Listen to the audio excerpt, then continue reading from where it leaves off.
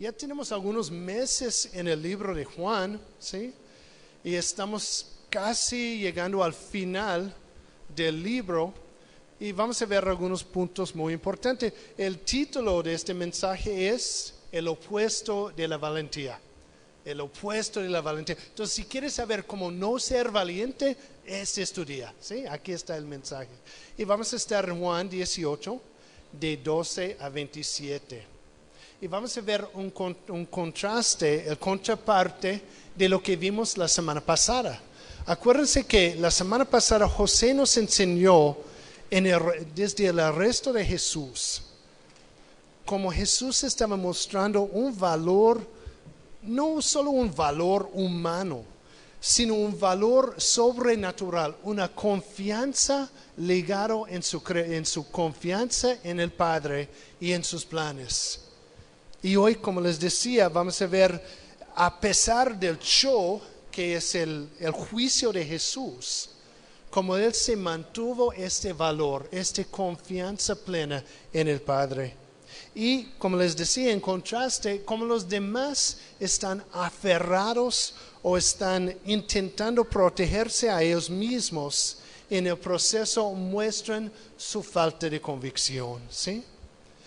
Jesús desde Juan 13, acuérdense en Juan 13, vimos Él expresando esta confianza, diciendo, de hecho, vamos a Juan 13 para ver cómo comienza toda esta sección, porque desde este momento está expresando su meta, que es la cruz y su muerte, ¿no? En Juan 13 dice, antes de la fiesta de la Pascua, sabiendo Jesús que su hora había llegado para que pasase de este mundo al Padre, como había animado a los suyos que estaban en el mundo, los amó hasta el fin. Y cuando cenaba, como el diablo ya había puesto el corazón de Judas Iscariote, hijo de Simón, que le entregase, sabiendo Jesús que el Padre le había dado todas las cosas en las manos y que había salido de Dios y de Dios iba.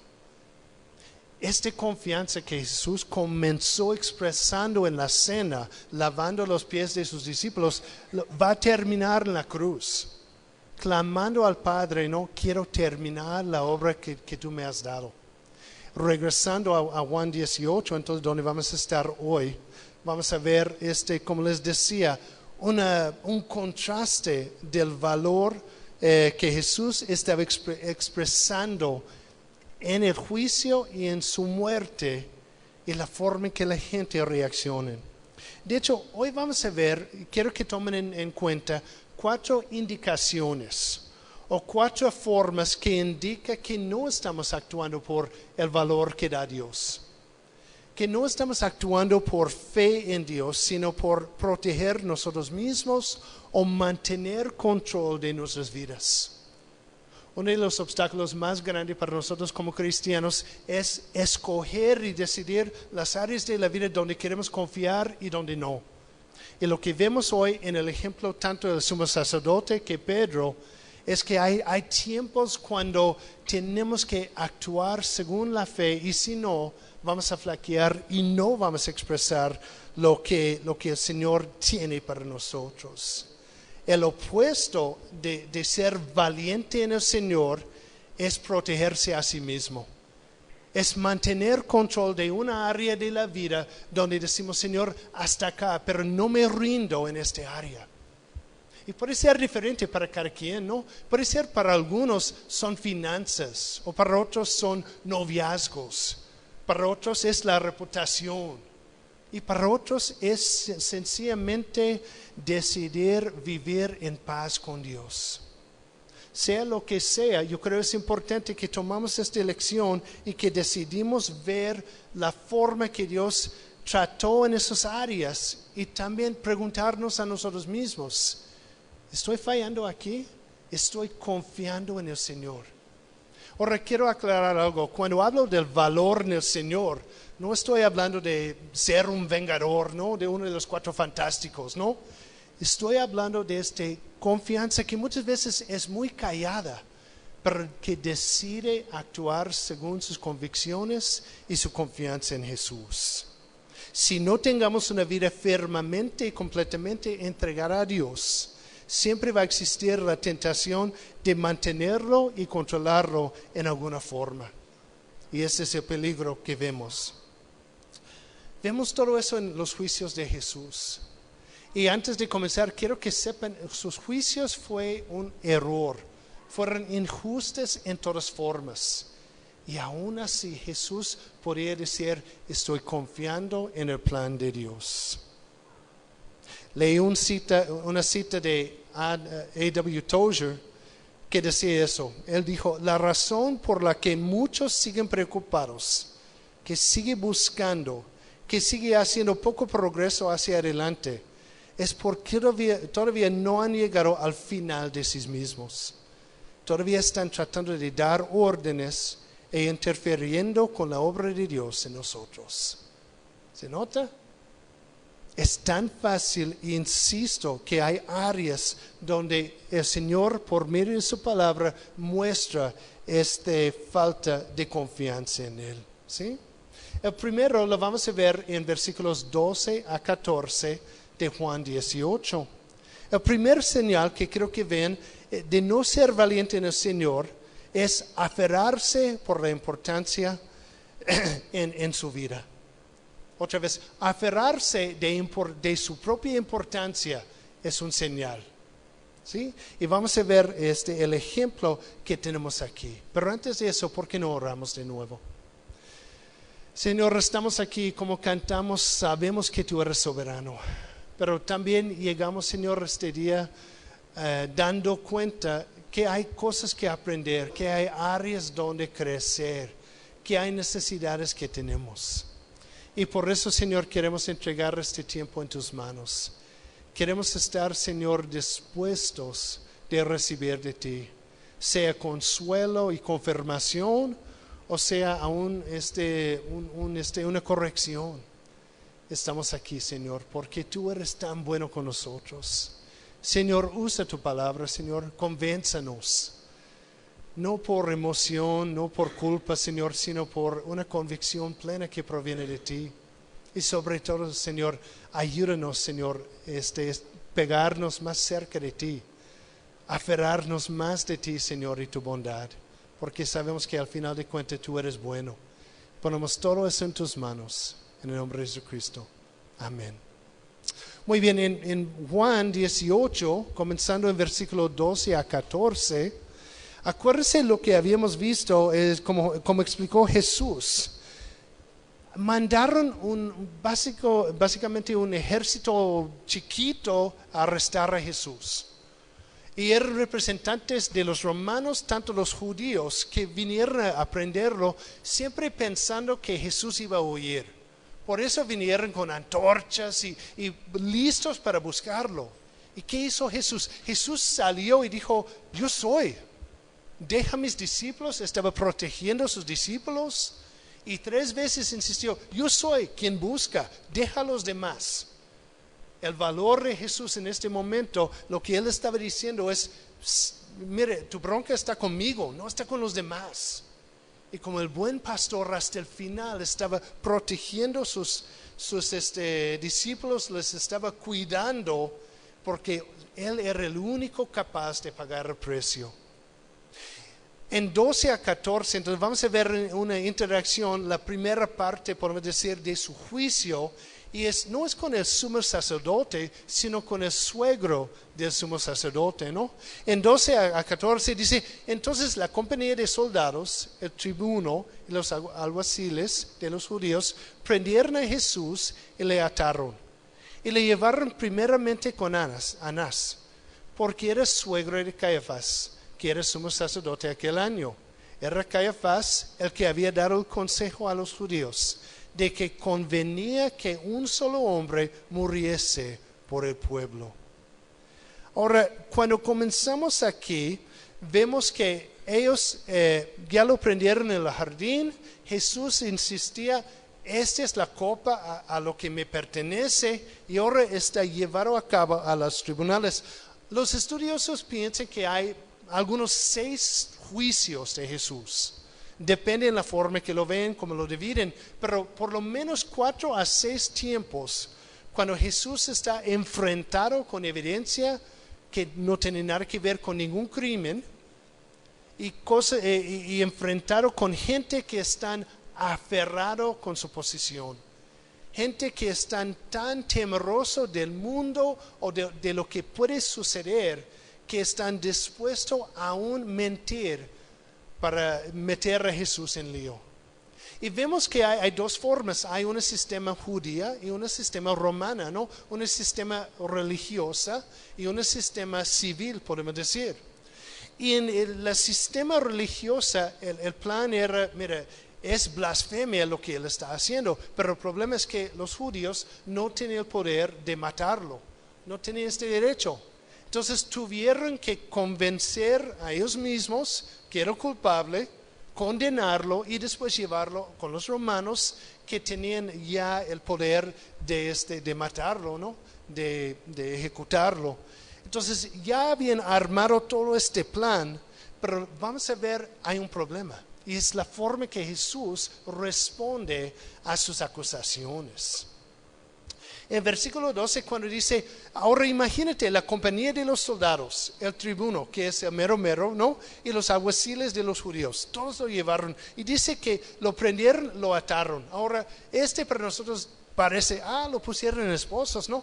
Así como allá en la calle. Pero no era así. Aún desde este momento vamos a ver la crueldad de los romanos en todas esas cosas. La forma que lo hicieron fue un horror. Ahora, según los estudiosos, la manera de hacerlo era torcer la muñeca del brazo hasta que llegó hasta acá, ¿sí? Poner la pie sobre la pie del prisionero para que agachaba. Y después agarrarle el otro y mantenerlo atado al cuello. O sea, era para inmovilizarlo completamente y lastimarlo desde el principio. Y fue la forma. Y con la cuerda lo podía jalar y hacerlo aún más doloroso. Ahora imagínate, todo lo que estamos viendo desde este punto, Jesús está atado. Jesús sin defensa. Cuando pensamos en rendir nuestros derechos, muy pocas veces pensamos en eso, de no ser capaz de responder si alguien nos pega.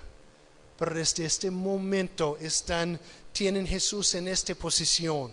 Y desde este momento Jesús está reaccionando todavía según la voluntad de Dios.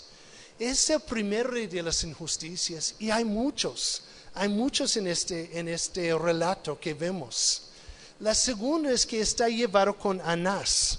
En versículo 13, cuando dice, le llevaron primeramente a Anás, podemos preguntar, ¿y quién es él? Pues Anás fue el sumo sacerdote desde el año 6 a 13, básicamente, ¿no?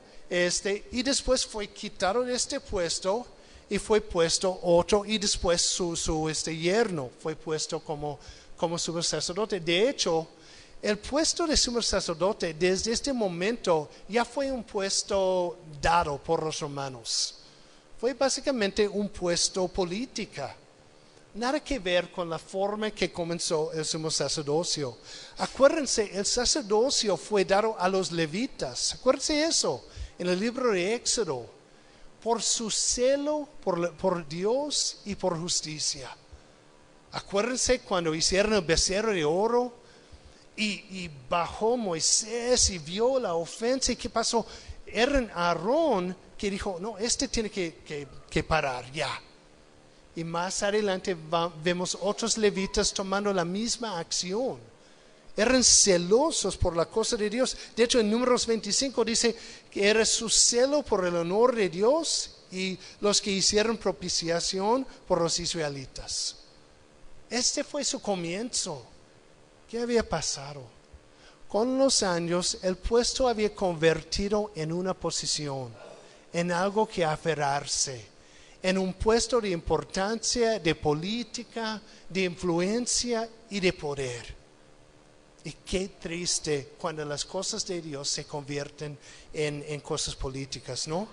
Sin embargo, como les decía, en el tiempo de Cristo fueron un escándalo. La mayoría de ellos que mantuvieron este puesto eran saduceos que ni creyeron en la resurrección.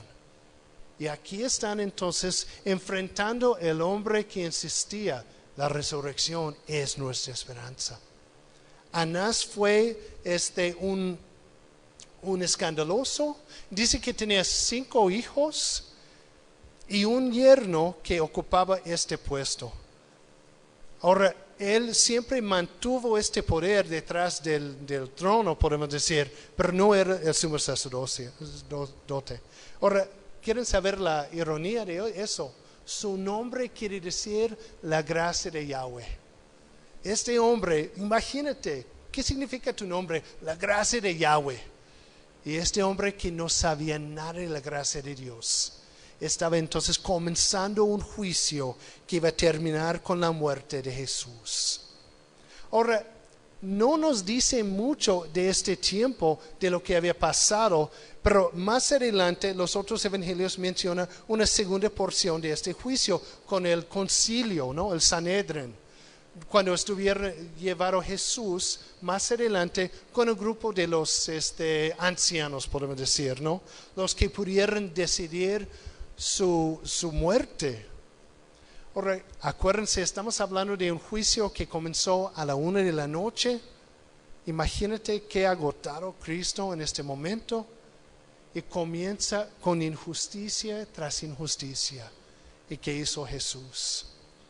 Quiero que vean el contraste aquí. Un hombre aferrado con una posición. Caifás estaba aferrado. Yo voy a ser el sumo sacerdote. Venga lo que venga, yo voy a ser. ¿Y qué hizo Jesús? Acuérdense en Filipenses 2 cuando Pablo menciona a Jesús y dice, Él quien despojó de su grandeza, quien dejó el trono del cielo para venir y encarnar y ser como nosotros. ¿Pueden ver la diferencia? ¿Pueden ver qué tan diferente un hombre que está aferrado con un puesto religioso y un Dios humilde quien vino a salvarnos? Hermanos, si estamos aferrando a una posición, a un logro, no estamos reflejando quién es Jesús. Y eso es precisamente lo que había pasado. Este hombre tomó una posición de los romanos y se le aferró tanto que estaba dispuesto a matar el Hijo de Dios. Caifás está mencionado aquí solamente en relación de una profecía que hizo. En versículo 14 cuando dice, era Caifás el que había dado el consejo a los judíos de que convenía que un solo hombre muriese por el pueblo. ¿Cuándo había pasado eso? Bueno, si vamos a Juan 11, vamos a ver el contexto. Otra vez Caifás iba a ser quitado de este puesto. De hecho, cuando Juan escribió este libro, ni existía el sacerdocio tal como era.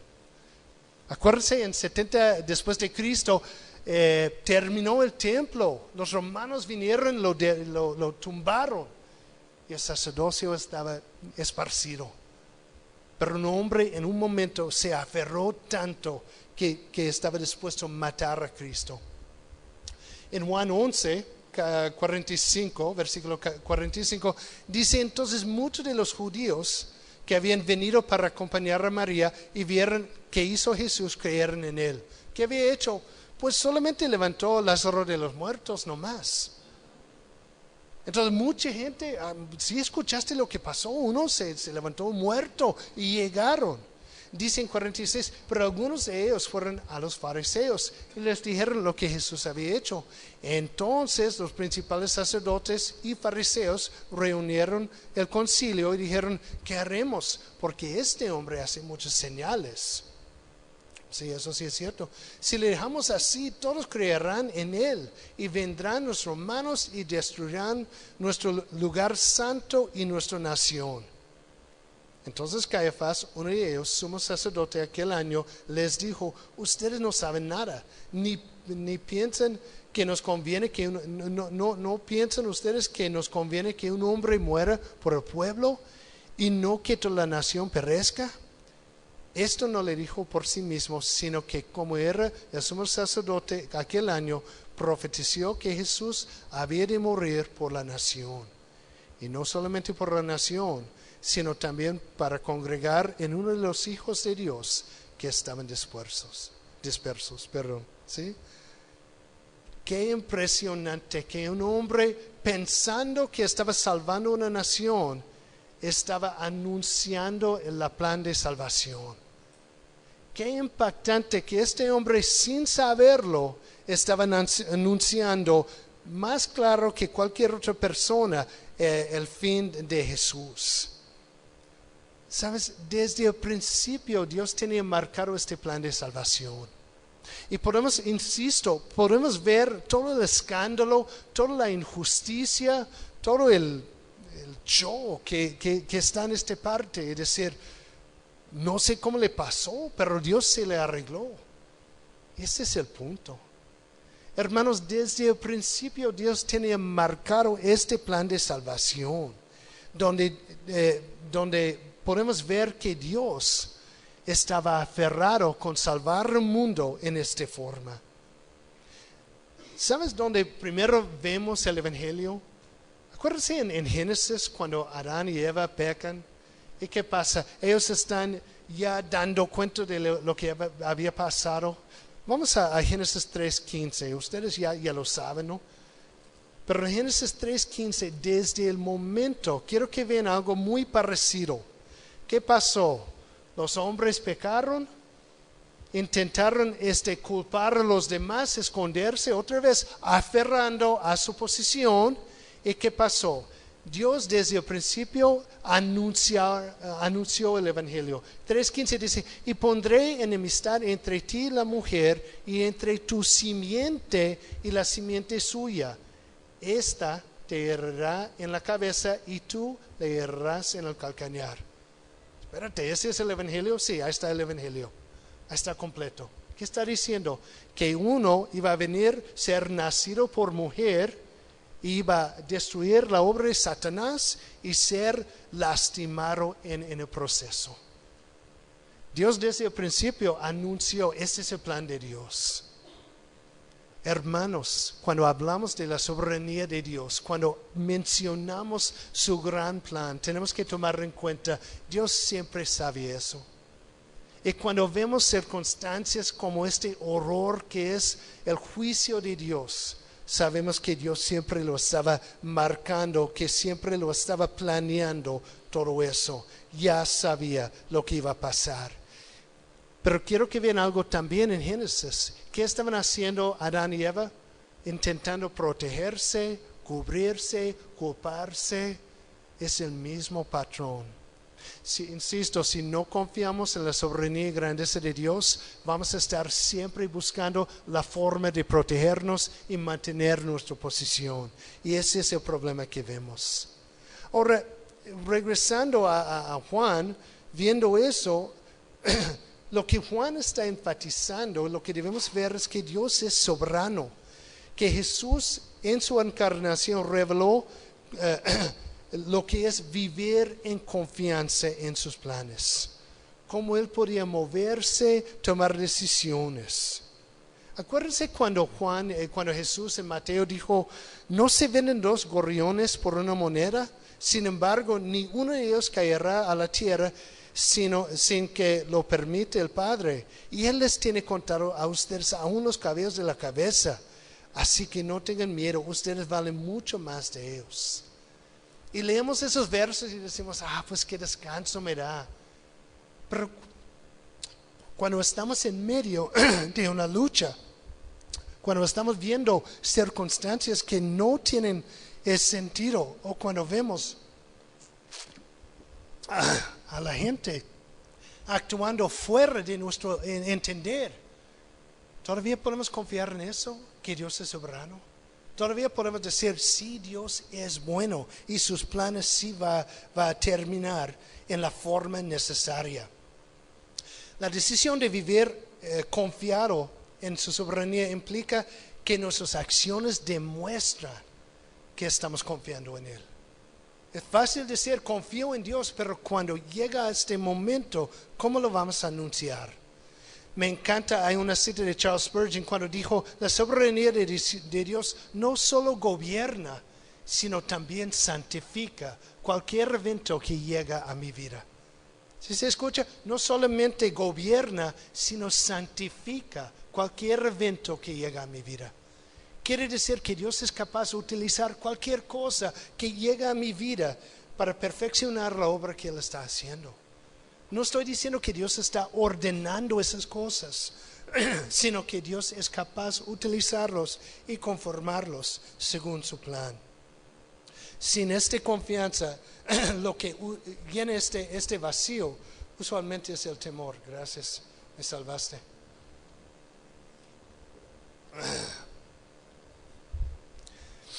Sin esta confianza, si no estamos dispuestos a aferrarse a estas cosas, lo que llena este vacío usualmente es el temor. Y este nos lleva al siguiente pasaje, ¿no? En Juan 18, 15 a 18. Jesús entonces mostró la diferencia, pero en 15 a 18 ya vamos a ver la contraparte con Pedro. La forma que Pedro está reaccionando a todo lo que está pasando. En Juan 18, versículo 15 dice, y seguían a Jesús, Simón Pedro y el otro discípulo. Y este discípulo era conocido del sumo sacerdote y entró con Jesús al patio del sumo sacerdote. Mas Pedro estaba fuera y a la puerta. Salió pues el discípulo que era conocido del sumo sacerdote y habló a la portera e hizo entrar a Pedro. Es un cambio de escenario en alguna forma, ¿no? Ahora, acuérdense, si atrasamos un poco, Pedro había insistido, Señor, te voy a defender hasta el final, aun si los demás no. En el jardín, en un momento, sacó su cuchillito y cortó la oreja de la guardia Malco, porque iba a defender a Jesús. Y Jesús dijo, ay no, por favor, no, guárdalo. Nada que ver con lo que estoy haciendo. Pedro había insistido que iba a ser ya él quien iba a estar con Jesús. Y nota algo aquí, solo Pedro y Juan están presentes. Cuando menciona el otro discípulo, probablemente está hablando de Juan mismo. Ahora, Juan era conocido en alguna forma, no sabemos la relación, pero dice que Juan tenía una relación con el sumo sacerdote. Entonces sí podía entrar, sí podía estar presente. Y ahí está Pedro, esforzándose. Otra vez, esforzándose en sí mismo. Y lo que va a salir no es valentía, sino temor. Pedro en este momento sigue allá con Jesús. Y en el primer momento que él puede parar y decir, yo pertenezco a Jesús, yo lo creo, yo estoy parte de eso. Mira el versículo 17, dice, entonces la criada portera dijo a Pedro, ¿no eres tú también de los discípulos de este hombre? Ahora velo, apenas está entrando, apenas. Con toda esta valentía, con toda esta seguridad. ¿Y quién llega? Dice que una criada portera. Ahora, explícame, ¿qué es una criada portera? Porque según yo, lo que yo entiendo es que esta es una jovencita. Esta es una muchachita. Es alguien de nada de importancia, una esclava que llega y dice, oye, ¿acaso no eres tú? Y este es Pedro, el valiente, que dice, no puede escuchar su voz temblando, no soy. Y dice, ¿qué pasó? ¿Qué había pasado? Y hemos visto este pasaje muchas veces. ¿Qué había pasado en este momento? Ahora trate de imaginarlo. ¿Qué había pasado en este momento que Pedro, el quien había insistido, el quien había tomado en cuenta el reino de Dios, que era el primero en anunciar que Jesús era el Hijo de Dios? ¿Cómo es que en este momento perdió la capacidad de aún decir, sí, soy su discípulo? No más. A veces pensamos, no, pues Pedro lo traicionó. No, ¿sabes qué? Pedro no perdió su fe. Pedro perdió su valentía. Pedro todavía creía en Cristo, lo vemos. Pero perdió en este momento la valentía, la confianza de decir, sí, pertenezco a este hombre. Soy parte de la obra que Él está haciendo. Insisto, ¿qué había pasado? Podemos armar nuestros conceptos, ¿no? Era muy noche, andaba muy cansado, ya había pasado todo en el jardín, ya lo fracasó una vez, está alrededor tanta gente, ¿sí me explico? No sabemos las circunstancias, y sí puede ser muchas circunstancias, pero lo que notamos es que en el momento más necesario no podía ni expresar sus convicciones. Hermanos, este es temor. E insisto, si no estamos convencidos en la soberanía de Dios, vamos a ser movidos por temor. Es un señal. Proverbios 29 y 25 dice, el temor de hombre es una trampa. El temor de hombre es una trampa, pero el que confía en el Señor sale bien librado. Me encanta este verso. ¿Cuántas veces estamos enfrentados con una persona y qué pasa? Nuestra primera reacción es defenderme, es esconderme, es no enfrentar lo que parece una amenaza. Siendo honesto, ¿no es eso la razón que nosotros no compartamos la fe? ¿No es eso? Que tememos la forma que la gente va a reaccionar a nosotros, cómo nos van a ver, cómo nos van a tomar. Estamos allá con la familia y todos bien a gusto y, oye, ¿dónde fuiste el domingo? Es que fui a un lugar y no sé, ¿sí me explico? ¿Por qué no decimos fui a la iglesia? Porque soy cristiano, ¿sí me explico? ¿Qué es lo que nos mueve? Hermanos, cuando perdemos esta confianza es cuando podemos reaccionar como Pedro. Y sé que es muy fácil juzgar a Pedro, pero yo creo que todos hemos estado en este lugar donde una persona nos acerca, nos hace una pregunta y nos hace tonto. No sé. ¿Tu esperanza en el futuro? No sé. ¿Sí me explico? No sé. Nos ha pasado, yo creo, a todos. Y Pedro ahora está en este momento reaccionando más por temor que por convicción. Ahora, dos cosas, otra vez volviendo al punto de la soberanía de Dios. Si regresamos a Lucas 22, otra vez no es que lo tomó por sorpresa a Dios. Ay no, Pedro, tenía tanta esperanza en ti, me defraudé. No, si vamos a Lucas 22, versículo 31, ¿sí? Jesús ya lo había anunciado. En Lucas 22, 31 dice, dijo también el Señor, Simón, Simón, he aquí Satanás me ha pedido que para zarandearlos como a trigo, pero yo he rogado por ti que tu fe no falte y tú una vez vuelto confirma a tus hermanos. Wow, imagínate hoy, pero para que sepas, Satanás me hizo un pedido especial que tiene tu nombre, no solo tu nombre, dice para todos ustedes. Y si vas a flaquear, pero sabes que cuando estás ya restaurado, por favor, restaura a los demás. Qué impresionante, ¿no? Porque aquí Jesús está diciendo, ya sé lo que va a pasar. Ya sé y estoy todavía en control de todo eso. Todos iba a ser zarandeado, no solo a Pedro, ¿no? sino todos. De hecho, en Juan vimos, hay dos presentes, los demás están ya de vacaciones y van a estar hasta el día de Pentecostés. Sí van a estar escondidos, sí van a estar orando, pero hasta el día de Pentecostés es cuando van a tomar en serio o van a tomar de nuevo su posición y su llamado de ser discípulos de Cristo. ¿Sí? Ahora, también en Mateo 26, 31 también,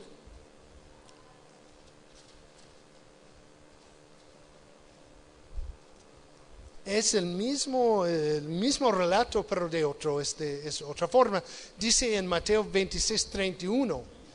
Entonces Jesús les dijo, todos ustedes escandalizaron de mí esta noche, porque escrito está, heriré al pastor y las ovejas del rebaño serán dispersadas.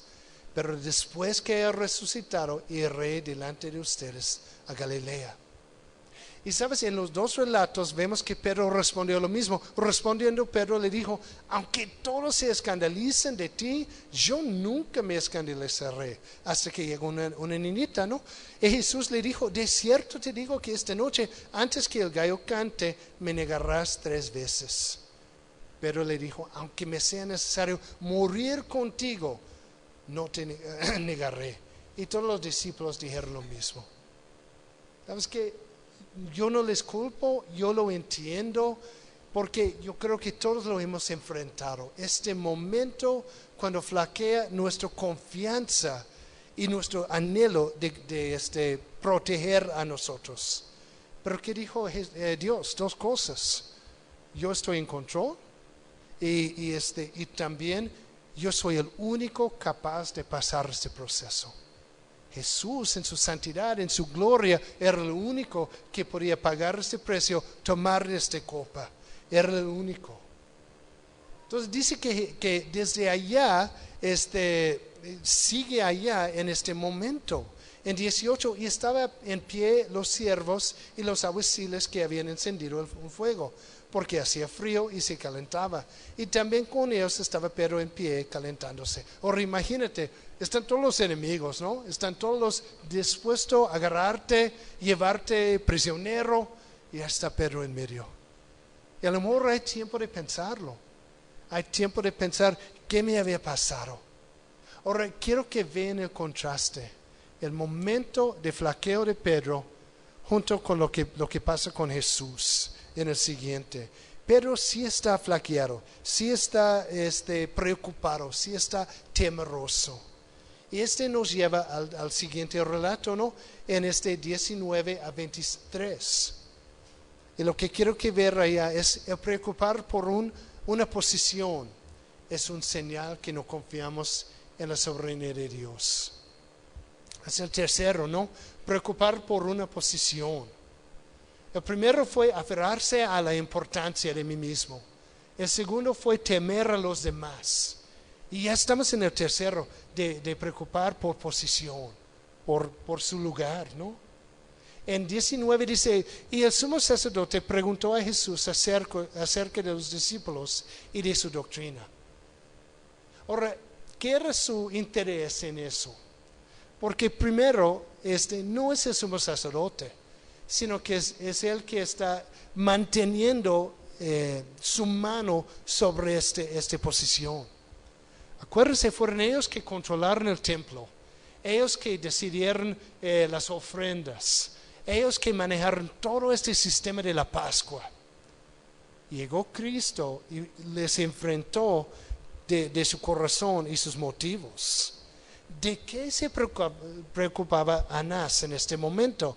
De ese que trataba sus preguntas, sus discípulos y su doctrina. Primero sus discípulos. ¿Quién te está siguiendo? Y quiero que note algo. Jesús sigue protegiendo a sus discípulos. Ni los mencionan. Pues tengo un grupito de 12 que no son muy fieles, pero ahí están, ¿no? Y tengo un grupo más grande que pues menos fieles. ¿Sí me explico? No dijo nada. Ahora sí va a enfocar en la doctrina, en su enseñanza, ¿no? Ahora, podemos decir, ¿y por qué está preocupado por eso? Pues si regresamos, no tenemos que regresar, pero en Juan 12, 19, acuérdense cuando Jesús entró en Jerusalén unos días antes. Y vieron el escándalo y toda la gente gritando, salva, salva. Y que dijeron los sacerdotes, todo el mundo lo está siguiendo. Y se preocupaba de su posición, su poder y sus seguidores. No, estamos perdiendo. Y ellos lo van a seguir a Cristo. Desde este momento estaban ya preocupados. De hecho, desde el tiempo que Jesús había resucitado a Lázaro, estaban preocupados. ¿Qué nos va a pasar? Va a llevar nuestro puesto, nuestra posición. El peligro de crear su propia posición, sea lo que sea, es que depende de ti mantenerlo. ¿Cuánta gente han aferrado a un lugar, a un logro, a un ministerio? Pero depende de ellos. Si no es el llamado de Dios, ¿para qué lo aferramos tanto? ¿Sí me explico? Jesús ya nos había mostrado, el mayor es el siervo de todos. Pero en nuestro corazón siempre existe este anhelo de ser un poco más alto, un poco más importante, un poco más conocido. Y aquí Anás está diciendo, quiero entender bien de qué es su doctrina. Ahora, otra injusticia no es la forma de hacer preguntas. Según el sistema de juicio de los judíos, tiene que hacer preguntas directas. ¿Enseñaste eso? ¿Eso? ¿Crees eso? No. Lo que él dijo es, dime lo que enseñas. Y a ver, lo voy a desbaratar y decidir si me conviene. Pero no estaba justo. Y la forma en que Jesús responde nos dice mucho de su confianza. De hecho, como les decía, Jesús otra vez no permite que sus discípulos estén expuestos y pone el énfasis en sus doctrinas y sus enseñanzas. Y lo que él dice es que no solo de las enseñanzas, sino la forma que él enseñó. En versículo 20 a 21 dice, Jesús respondió, yo públicamente he hablado al mundo. Siempre he enseñado en las sinagogas, en el templo, donde se reúnen todos los judíos, y nada he hablado en oculto. ¿Por qué me preguntas a mí? Pregunta a los que han oído, que les haya yo hablado. He aquí, ellos saben lo que yo he dicho.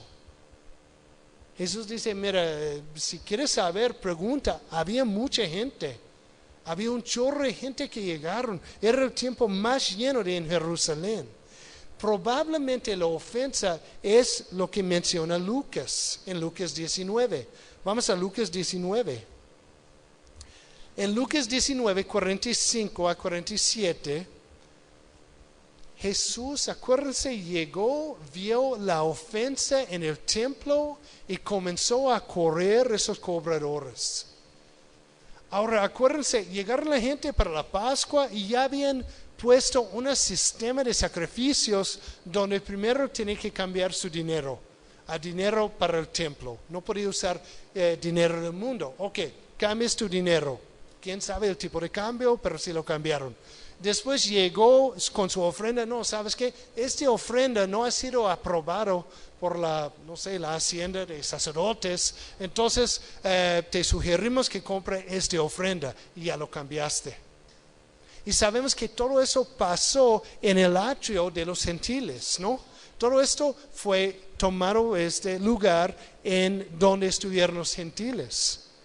Entonces, ¿qué había pasado? Si ya llenaron el atrio de los gentiles con esas mesas, ¿dónde se congregaron los gentiles? ¿Qué lugar tenían los extranjeros para llegar a escuchar la palabra de Dios? No tenían lugar. Por eso Jesús insistió, mi casa será casa de oración. ¿Para quién? Para las naciones. Por eso Jesús había dicho, esta es una injusticia, no porque están vendiendo, sino porque estás quitando la gente que necesitan escuchar de mí. Y ustedes, por su tradición, por su conveniencia, los habían corrido. Jesús desde este momento ya estaba marcando su anhelo de ver las naciones incluidos. En Lucas 19:45 dice, entrando en el templo, comenzó a echar fuera a todos los que vendían y compraban a él, diciéndoles, escrito está, mi casa es casa de oración, mas ustedes la habían hecho cueva de ladrones. Y enseñaba cada día en el templo. Pero los principales sacerdotes, los escribas y los principales del pueblo procuraban matarle.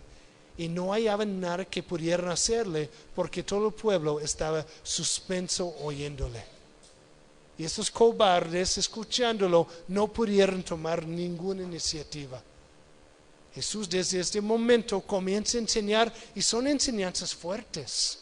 Días de enseñanza cuestionando y marcando la diferencia entre una fe verdadera y un acto de religión. Hasta que llega más allá a Lucas 21, cuando vemos lo mismo. Lucas 21, 37 y 38 dice, y enseñaba de día en el templo, y de noche saliendo estaba en el monte que se llamaba Los Olivos, y todo el pueblo venía a él por la mañana para oírle en el templo.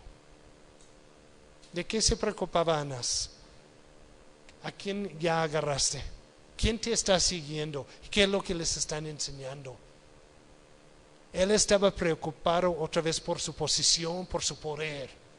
Y Jesús estaba preocupado por el bien de la nación. Y ese es el contraste. Pero más allá de todo eso, Anás en una forma está cuestionando la palabra de Dios. O sea, el mensaje de Dios. Siguiendo en Juan 12, 47 a 50, Jesús podía decir con confianza, todo lo que estoy impartiendo provenía de mi Padre. En Juan 12, 47 dice, al que oye mis palabras y no las guarda, yo no le juzgo, porque no he venido a juzgar al mundo, sino a salvar al mundo. El que me rechaza y no recibe mis palabras, tiene quien le juzgue. La palabra que he hablado, ella le juzgará en el día postrero. Porque yo no he hablado por mi propia cuenta. El Padre que me envió, Él me dio mandamiento de lo que he de decir y de lo que he de hablar. Y sé que su mandamiento es vida eterna. Así pues, lo que yo hablo, lo hablo como el Padre me lo ha dicho. La defensa de Jesús, otra vez, no es, mira, vamos a examinar mi doctrina para estar seguro que es sana, sino estoy convencido, lo que el Padre me dijo, yo lo estoy compartiendo. ¿Sabes qué? Trátalo con Él. Y en una forma el sacerdote sí podía ver en las Escrituras, todo lo que dijo Jesús era verdad. Este hombre no estaba lidiando solo con Cristo, sino con Dios el Padre, con su mensaje, con su plan de salvación. Y otra vez, insisto, en aferrarse a su posición, no podía por un momento abrir su mente y decir, ¿puede ser que Dios se está moviendo en esta forma? Hay señales, hay milagros, hay sanaciones, hay gozo. ¿Puede ser que este es el plan de Dios? Y este hombre se encerró, insistió que tenía que ser según la forma que él lo vio. En realidad, Anás estaba juzgando y condenando las palabras del Padre. Y eso es lo importante. El preocuparse, aferrarse, insistir es la marca que yo no creo en lo que Dios ha dicho. Lo voy a decir de nuevo, cuando yo comienzo a aferrar a mi forma, a mi posición, a lo que yo necesito, no estoy creyendo entonces lo que Dios había dicho. Porque otra vez, lo que Dios me ha dicho, lo que la palabra nos hace claro, es que podemos confiar en Él completamente en esta vida y para vida eterna. Qué triste que esos hombres que, imagínate, escucharon a Jesús, pero cada vez cerrados, cada vez rechazando. ¿Por qué? Porque no, implica dejar mi posición. Nosotros sabemos que muy temprano en el ministerio de Jesús llegó un fariseo con Jesús. Llegó Nicodemo, muy temprano en su ministerio y dijo, sabemos que tú vienes de Dios. Nosotros ya lo sabemos. Nadie puede hacer los señales que hagas. ¿Y qué dijo Jesús? Sí, es cierto, puede ser que lo sabes, pero tiene que nacer de nuevo. Tienes que entregarse entonces esta confianza con Dios. Y tienes que entonces comenzar a vivir con esta confianza a pesar de lo que te puede costar. Hermanos, no hay ninguna posición que yo pueda agarrar, que yo pueda insistir, que si no proviene de Dios, yo lo puedo mantener. Esos sacerdotes, su puesto ni iba a existir en 40 años. Pero en este momento, para ellos valía la vida de Jesús. Y como reaccionan en 22, regresando a Juan 18, en Juan 18, 22 dice, y cuando Jesús hubo dicho eso, uno de los alguaciles que estaba allí le dio una bofetada, diciendo, ¿así respondes al sumo sacerdote? Wow, violencia. ¿Cómo responden? ¿Con violencia? Imagínate el odio que se sintieron contra él en este momento. El odio que decía, ¿cómo te atreves a retar mi lugar en este mundo? Y Jesús, en contraste, en 23, respondió, si he hablado mal, testifica en que está mal. Y si bien, ¿por qué me golpeas? Distingues, decides, vea lo que estoy diciendo. La diferencia, la capacidad de soltar nuestra identidad en nosotros mismos es eso. Es distinguir y poder notar si Dios está hablando o no. Hermanos, si Dios está hablando, depende de nosotros actuar. Si Dios está mandando, depende de nosotros entonces responder. Y eso es precisamente lo que Jesús está diciendo. Yo creo que está dirigiéndolo más a Anás que a este guardia. Pero la pregunta es vigente de todas formas, ¿no? Si está mal, enséñeme cómo. Todo lo que había dicho fue cierto. Anás entonces le envió atado a Caifás, el sumo sacerdote. Seguía con lo mismo. Ahora, cuando lo mandó, no tenemos mucho en Juan de ese relato. Pero como les decía, llegó con Anás y después iba a ser mandado con Caifás para juntar el concilio completo. Ahora, otra injusticia, según la ley, no podía juntar ningún juicio en noche. Jamás. Fue contra su propia ley. Tiene que ser de día. Y es más, no podía anunciar su veredicto en el mismo noche o día. Tenía que entonces anunciarlo el día siguiente. Y no podía ser por veredicto de un hombre. Tenía que ser por voto, comenzando con el más joven hasta el más grande. O sea, había reglas en todo eso. Pero estaban dispuestos a deshacer de este sistema porque ya tenía algo en mente. Ya habían decidido.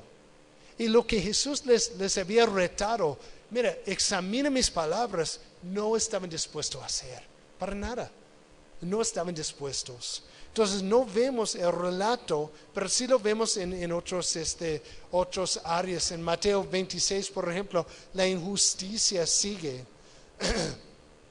Como decíamos, no debería de haber un tribunal por noche, ni una decisión la misma noche. Pero si regresamos a Mateo 26, vemos una porción de este juicio que nos explica mucho, ¿sí?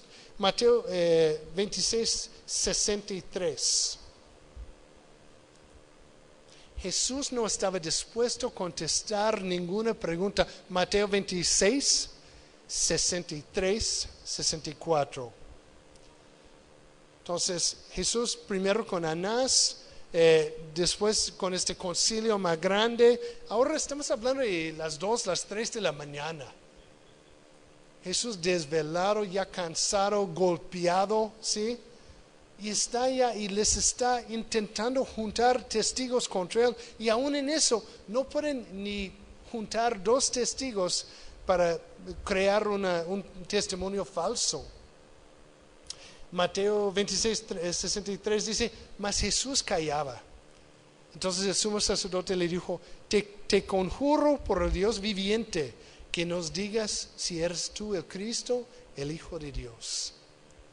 Ahora, Jesús sí podía resistir muchas cosas, pero esta frase fue básicamente, ahora te exigimos por Dios, conteste. Y ningún judío podía rechazar eso. Entonces, en este momento, si responde, lo verdad, dice, Jesús le dijo, tú lo has dicho. Y además les digo que desde ahora verán el Hijo de Hombre sentado a la diestra del poder de Dios y viniendo en las nubes del cielo. Ok, sí es cierto, sí soy. Y les voy a decir, eso sí, pero acuérdense de una cosa, hay otro juicio. Hay otra cosa por venir. Cuando habla de eso, dice, no se olviden el poder de Dios. Otra vez, Jesús les está regresando, no olviden que Dios es soberano. No olviden que su tiempo es corto. No olviden que su vida no es para siempre. Tomen en cuenta que hay un juicio más allá. Ustedes están sentados aquí en este momento en posición y poder, pero llega el día que Dios va a decidir todo, va a aclarar todo. Y en este día voy a regresar. Jesús sí lo hizo claro. Y este es el base de blasfemia, que lo acusan. Jesús, cuando era importante, sí anunció lo clave: soy el Hijo de Dios. Dios me mandó, y podía decir con certeza que este fue su plan. Otra vez, volviendo a este concepto de posición. Jesús sabía que había un trono esperándole. Sabía que pasando por la cruz iba a ser una corona de nuevo. Y podía decir con certeza, yo no aferro a esta posición porque el Señor me va a levantarlo. Hermanos, si este es nuestro modelo, si este es nuestro Salvador, ¿por qué somos tan dados a insistir en nuestra posición, reputación, anhelo? ¿Sí me explico? Nada que ver. Es el Señor que nos da este lugar. Regresando entonces a Juan 18 y viendo a Pedro, y espero que capten el contraste. Pedro con Jesús. Pero podemos poner cualquier ser humano en este lugar, ¿sí? En una forma. Su gran oportunidad de solo identificar con Jesús. Y eso es lo más importante. Negar la importancia de Jesús es un señal que yo no confío en Dios. Negar la importancia de Jesús es el señal que no estoy confiando en Jesús.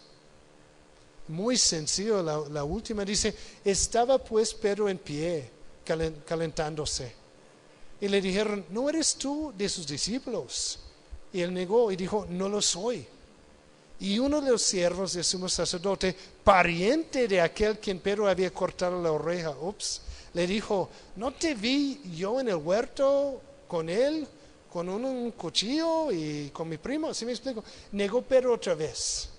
Y enseguida cantó el gallo. Ahora, había tanto evidencia en contra de Pedro, ¿no? En otros relatos, por ejemplo, en Mateo dice que fue su acento, ¿sí? Dice, no, tú hablas como uno de Galileo, ¿sí? Esos acentos a veces sí nos descubren, ¿no? Y era el caso de Pedro también. No, tú hablas como uno de allá, entonces no eres así. Y es más, un pariente de su víctima, acuérdense allá en el huerto, este pobre Malco fue cortado de la oreja. ¿Y qué hizo Jesús? ¿Qué fue la última sanación de Jesús? Sanó la oreja de este muchacho. Insisto, qué impresionante. Jesús, al punto de ser arrestado, dijo, no, dame un momentito, le voy a sanar a ese muchacho. Desde el último ministrando. Y Pedro desde el último luchando y fracasando, ¿no? Un pariente, ¿sí? Dice que Pedro defendiendo a Jesús lo había herido, ¿no? Ahora, en una forma, retando no solo la valentía de Pedro, sino sus convicciones. ¿No eres? Yo creo que Juan lo hizo a propósito en esta forma, no lo soy. Porque, ¿qué había declarado Jesús en el jardín? Yo soy, yo soy, yo soy. Hermanos, ese es el contraste, esa es la diferencia entre el valor humano, entre nosotros y Dios. Pero no podía decir con confianza, ni era discípulo de Jesús, ni estuvo con Él. No podía tener ninguna confianza en este momento. Otra vez, trata de imaginar el escenario. Ya es muy noche, hace frío, está alrededor todos sus enemigos, con este temor que va a pasar, que va a pasar, que va a pasar. Y la pregunta, oye, ¿no eres tú? ¿No eres tú uno de ellos? Obviamente la amenaza, todo lo que había visto con Cristo podía pasar con él en un momento, agarrado, atado. En este momento se derrita su fe, no su fe, sino su confianza. De hecho, en Lucas 22 lo hace más claro, ¿no? Y más vivo, ¿no? Porque dice en Lucas 22, en 60, dice, Pedro dijo, hombre, no sé lo que dices. Y enseguida, mientras él todavía hablaba, el gallo cantó. Entonces, vuelto al Señor, miró a Pedro. Ahora, ¿lo puedes imaginar? En este momento, en alguna forma, viendo la cara de Jesús, lo que había insistido tanto, en este momento no fue capaz ni decir, sí, sí pertenezco a Él, sí soy parte de la obra que Él está haciendo. Son 3 negaciones con 3 personas distintas, son absoluto, completo. En alguna área dice que lo juró. Ahora, no quiere decir que usó malas palabras, sino que en la misma forma que Jesús contestó la pregunta, que fue un juramento, pero está jurando, no pertenezco a Él, ni soy parte de su obra, ni pertenezco a la obra que Él está haciendo. Qué tristeza ver en este momento, pero no es así. En la vida no llegan esas oportunidades así, que de repente alguien en el trabajo te pregunta, oye, ¿qué haces el domingo? ¿O qué crees tú? O, ¿sí me explico? ¿O lees una Biblia? ¿Por qué? En este momento, ¿cómo vamos a contestar? ¿A quién pertenecemos?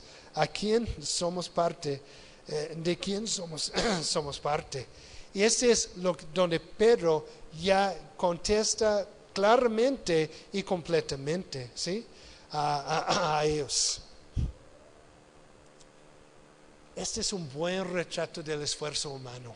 Cuando intentamos o cuando comenzamos con las mejores intenciones, desaparezca en la luz de oposición y hostilidad. ¿Por qué?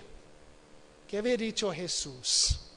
El que haya su vida la perderá, y el que pierda su vida por causa de mí la hallará. Hermanos, si hay alguna área de la vida que nosotros estamos aferrados, la vamos a perder en algún momento, o no vamos a poder satisfacer esas 2 facetas de la vida. Una vida no entregada o áreas que no son entregadas a Dios van a seguir dependiendo de nosotros. Y sabes que esa es una carga que nosotros no podemos soportar. Es de tu esfuerzo, de tu valentía, de tu poder. Y en asuntos espirituales, en luz de oposición, es fácil habitar y rendirnos. Pedro lo hizo. Y yo creo que todos nosotros podemos decir lo mismo. Ahora, quiero insistir en eso. No había ningún otro discípulo presente menos Juan. Y Juan sí tenía algún contacto allá. Juan sí tenía alguna forma de seguridad. Pero Pedro ya estaba expuesto a toda esta hostilidad. La realidad es que Pedro todavía no había muerto en todas las áreas de su vida que necesitaba morir. Pero ¿sabes qué? No termina la historia aquí. En algunas semanas vamos a estar al final de Juan, en Juan 21. Y vamos a ver la restauración de Pedro. Y vamos a ver la forma que Jesús, con ternura, con gracia, con amor, restaura a Pedro a su posición, a su llamado y a su confianza. No termina allá. No había terminado todavía. Pero el valiente, más allá de Juan, lo vamos a ver unos meses más adelante, predicando a esta misma gente. Vamos a ver a Pedro metido en la cárcel. Y más adelante, según la historia, vamos a ver a Pedro crucificado boca abajo, o sea, cabeza abajo. Porque según los historiadores dijo, no soy digno de morir la misma muerte que Jesús. Wow, no había terminado aquí. Dios no estaba terminado con Pedro, ni está terminado con nosotros. Cuando vemos este contraste, cuando vemos la diferencia, la forma que Jesús comenzó su juicio y la forma que Pedro lo negó, tenemos que hacer algunas preguntas. ¿De dónde viene esta valentía? ¿De dónde viene una valentía piadosa? ¿De dónde viene una confianza que puede decir, pertenezco a Dios? Y yo puedo soltar cualquier importancia que el mundo me quiere asignar. Yo puedo soltar el temor de los demás. Yo puedo soltar la posición. Y yo puedo soltar mi identidad fuera de cualquier cosa que no sea de Jesucristo. Piensa en el resto de la Biblia ¿Cómo es que Moisés podía regresar a Egipto? Moisés que corrió, que huyó por temor. ¿Cómo es que él podía regresar? ¿Cómo es que Esther podía enfrentar un rey malvado y decir, estoy por mi pueblo? ¿Cómo es que toda esta gente podía, cómo es que David podía soltar a Saúl 2 veces? No matarlo, sino decir, estoy dependiendo, si Dios tiene esta corona para mí, lo voy a recibir de Él y de nadie más. ¿Cómo es que Daniel podía decir, sabes qué, no voy a comer esa comida de los paganos, voy a seguir con mi identidad como judía, siendo prisionero? ¿Cómo pueden los valientes mantener sus convicciones? Hermanos, es claro, viene de Dios, viene de identificar con Él, viene de morir a nosotros mismos y decidir, mi identidad está en Dios y nada más. Hermanos, ¿a quién nos pertenecemos? ¿Quién es nuestra identidad? Y si no es Dios, es nosotros, o un sistema, o una posición, o un lugar. Y sabes que ninguno de ellos nos va a comparar. Jesús conquistó todo eso. Mi ánimo es eso. Lo que el Señor quiere confirmar ahora son sus planes basados en su identidad y en su poder. El Señor quiere confirmar en nosotros sus planes basados en su identidad y en su poder, no en nosotros. Vamos a Colosenses 3.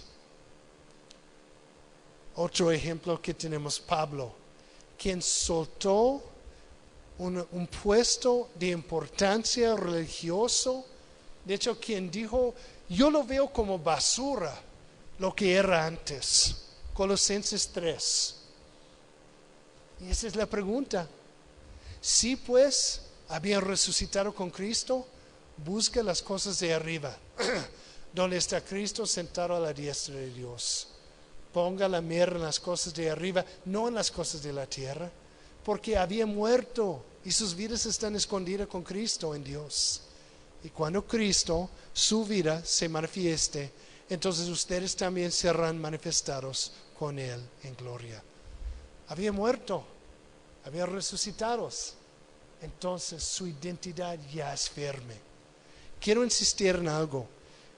La meta no fue condenarnos, ¿no? Ay, pues sí, soy como Pedro, ¿no? La meta fue eso, que nosotros, cada quien puede tomar el tiempo de decir, ¿en qué estoy basando mi identidad? ¿Quién soy yo? Y quiero dar una invitación. Si nunca has entregado tu vida a Cristo, si nunca has decidido, ¿sabes qué? Voy a vivir por Él, confío en lo que Él hizo, es la cosa más importante y lo voy a vivir según esta convicción. Hoy lo puede hacer. A lo mejor ya lo negó varias veces. A lo mejor creciste en la iglesia y siempre, sí, vamos a la iglesia, pero pues no, soy mi propia persona. ¿Sabes qué? Entrégate hoy a Él. No hay otra forma que vivir, porque insisto, si depende de ti mantener esta identidad, esta importancia, esta posición, vas a fracasar y vas a decepcionar. Pero si depende de Él, Él nunca jamás va a fallarte, nunca te va a decepcionar. Él va a ser fiel. Dios es soberano. Y cuando lo digo, no lo digo ligeramente. Dios es sobre todo. ¿A quién más quieres someter? ¿A quién más quieres vivir? Otra cosa, si hay una área de la vida que te sientes, sabes que no he entregado sí soy un cristiano, pero no he entregado mi reputación. En la escuela me mantengo en secreto. O sabes que no he entregado este anhelo de ser reconocido por tal. Yo les animo, suéltalo, ponlo en las manos de Dios y deja que Él lo haga. Si estás luchando con un temor, sabes que nunca puedo compartir con mi abuela, me asusta. Es que ponlo en sus manos. Y si estás negando a Cristo en este momento, yo les anhelo, toma posesión de esta identidad porque eres de Él. Amén. Vamos a orar. Señor, te damos gracias en este día. Gracias porque sí podemos identificar con Pedro, sí podemos ver este ejemplo, sí lo podemos reconocer, pero sabemos, Señor, que en ti no hay condenación. Sabemos que en ti, Señor, hay esta gran esperanza, donde igual la forma que lo restauraste nos está restaurando. Y Señor, yo te pido en este día que nos ayude a captar esta gran identidad que tenemos en ti, la obra que tú hiciste, tu valor, Señor, y tu poder que quieres compartir con nosotros. Señor, guárdanos en esta identidad, que no podemos desviar de quienes somos. En este momento, con los ojos cerrados y con las cabezas inclinadas así, si habrá alguien aquí en esta congregación, en este grupo, que quiere entregarse a Cristo, que nunca antes había entregado su vida a Cristo, si lo quieres hacer, hoy es el día de hacerlo. Hoy es el tiempo de decidir. Y no es esta oración que haga el cambio, sino que es esta entrega completa de la obra de Dios en nosotros. Si estás aquí y este es el caso, yo les animo, hazlo. Decides, hoy, Señor, entrego todo. Y Señor, por cada persona que está aquí, que a lo mejor está luchando con una área, con una lucha, con un lugar en su identidad, Señor, tómala como ofrenda, tómala en la forma que tú lo mereces, porque eres el único digno de transformarnos y marcar nuestra identidad. Y Señor, llévanos de aquí con esta certeza de nuestra identidad, que tú, Señor, sí moriste, sí resucitaste, y por eso tenemos esperanza. Ponemos todo eso en tus manos, confiando en ti, en el nombre de Jesucristo. Amén.